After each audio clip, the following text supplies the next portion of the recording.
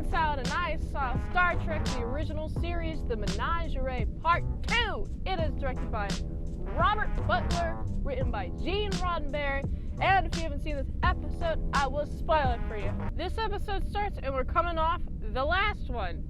Spock was in a trial. You could have death if you were to be trialed to death. What's interesting is that now we're at like Talos 4 and we're locked in orbit. We can't leave orbit, so we just might as well listen to the rest of the transmission.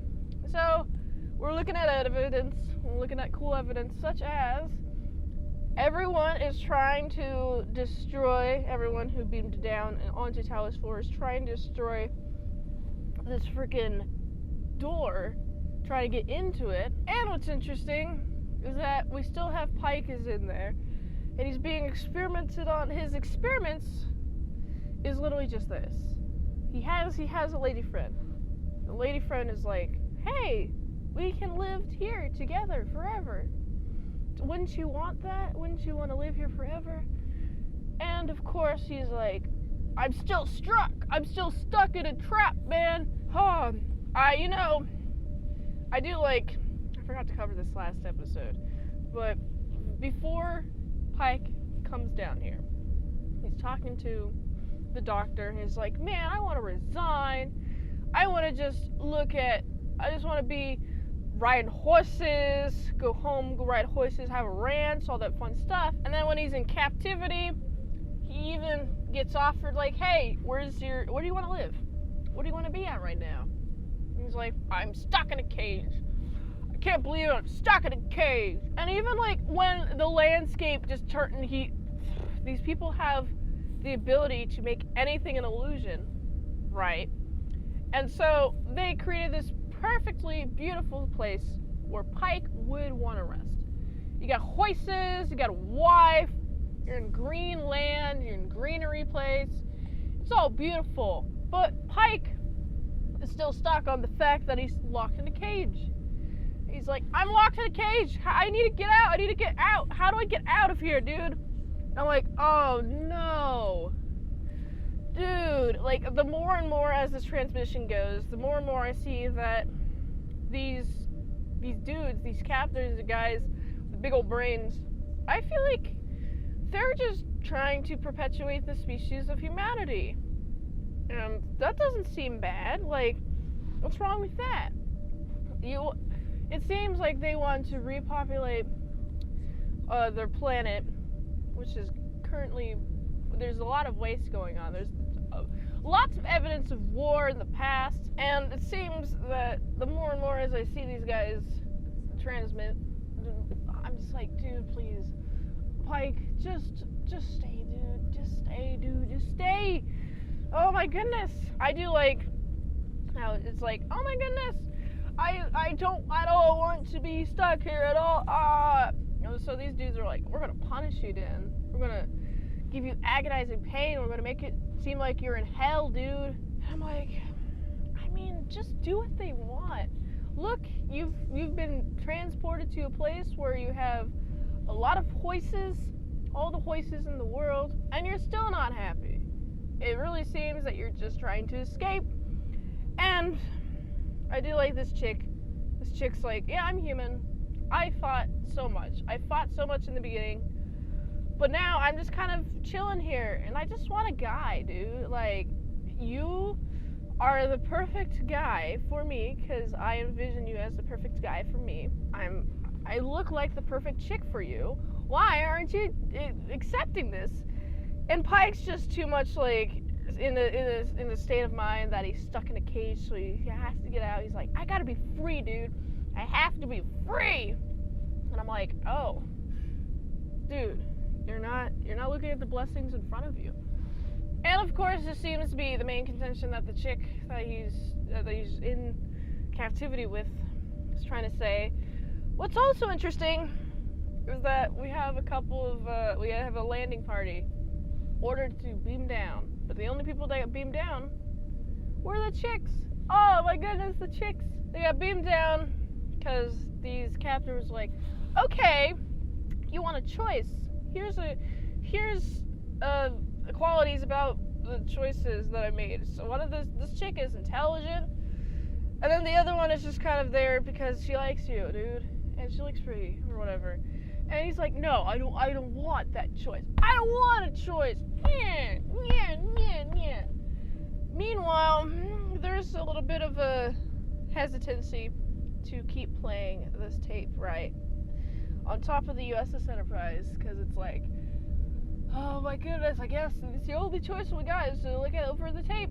It's the only choice we have, so I might as well do it. Now that I'm starting to watch more and more of this tape, I can see more and more why Spock wanted to bring Captain Pike to Talos 4. And it's because Talos 4 can create illusions of any kind. And towards the very, very towards the end, they made an illusion that there is not currently a hole in whatever it's called, the transparency. They called it the transparency. It's a window, but blast a hole because the captors are trying to get the weapons from them. So they must have some sort of effectiveness if they are trying to get them. But Pike's like, I'm gonna get you. I got you at gunpoint, dude. Dude, you gotta get us the heck out of here, dude. I can attest that there is a hole right there. Do you want to test that theory? And then it just reveals the hole. They go up to the surface, and I do like the captors are like, yeah, you guys like have a unique hate for being in captivity. We can't use you. We can't use you. Sorry, our species are going to die now because of you. Thanks, Pike. Amazing. And I'm just like, oh no, Pike, you're just going to ruin everything because you don't want to be stuck in a cage? How selfish of you. Wow, terrible selfishness. But Pike's like, okay, I'm going to go now. And also that chick that he was in captivity with the entire time, can't go with him because she looks incredibly disfigured. She's a human. They found her almost dying. They tried to put her together, but they didn't have any reference, so she looks all messed up. And they have the power of illusion to keep her pretty and beautiful. I'm like, okay, fascinating. They seem like pretty nice guys. Not gonna lie. I don't know why you want to hate these dudes. They seem to just want to make sure you have everything so you guys can breed, perpetuate the species, all that fun jazz. But of course, Pike's like, I'm gonna go to the Enterprise now, goodbye, bye-bye, bye-bye, and then just like fly away. I'm like, Pike, you got the wrong message from that, dude. The message was to never go to this planet again because they're trying to capture you. You got the wrong message. They actually don't seem like terrible people. They seem incredibly smart. They have a lot of different alien life that they're also looking at, trying to perpetuate the species. I wonder how long they live. I mean, they got incredible brain power. I like how smart they are. They are. I wish I could be that smart. Then I could be like breeding people, trying to put people together, breed them. Oh man, good episode. And then the episode ends with Pike's like, yeah, I want to go down there, dude. Well, actually, more accurate to the episode is Spock asking, hey, do you want to go down there? And he just beeps yes, right? And then they go down there, they beam them down, and then he's in good care with these Talosians. And it's nice, because Spock actually did something really nice for this guy. And I'm like, oh wow, so this is why you threatened your rank? Because you saw that Captain Pike was suffering, and you knew about a place where he could not suffer, and he just had to go with it. And also, turns out the Commodore, that's an illusion. And also, it's an illusion that there's any problem at all. What's fun is that Spock is in the good now. And I'm like, this is so nice. This is such niceness. And also, I like the Talosians are like, hey, you keep doing you. I hope you have a good time, Captain Kirk. I hope you have the best time of your life. I'm like, this is such a nice episode, man. I liked it so much. I like how they reframed the cage. Honestly, they used all the footage from the cage, right? I like the cage a lot because it shows humanity. It's a study on human nature and how even if you got dudes trying to help you, if you put humans in a cage, they're just going to try to get out of that cage.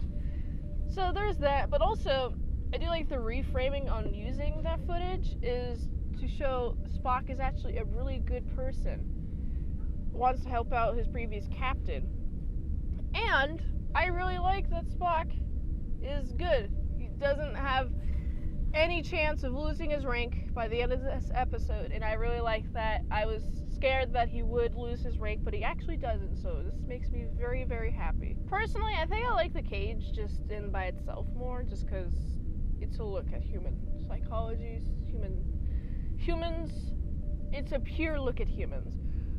Versus this is, it's a look at the military structure.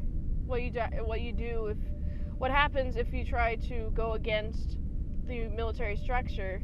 Of course, you're going to have to get court-martialed or whatever, and risk your rank, and you have to make enough time to get to Talos 4, and so everything can be explained, but you got to be able to trust Spock, but no one's going to trust Spock, so he has to get himself inside a pickle in order to have enough time to get to Talos 4 to help out Captain Pike. So there is that, but I do like how this episode paints Spock in a good light. It makes me like Spock even more. So I gotta give this episode, it's a solid 8.2 out of 10. If you like this review, watch another one. The platform really likes that. If you want to fast track a movie review, you can do that for $20 redeemos at patreon.com/ASEPresents. And if you'd like to help support the daily grind and listen to all the daily movie reviews, go to this link tree. By the way, you can help support the daily grind of all the daily movie reviews, so you can go here. And until next time, I'm Mint Salad Saw. I'll see you later, my style croutons and bacon bits. Alrighty.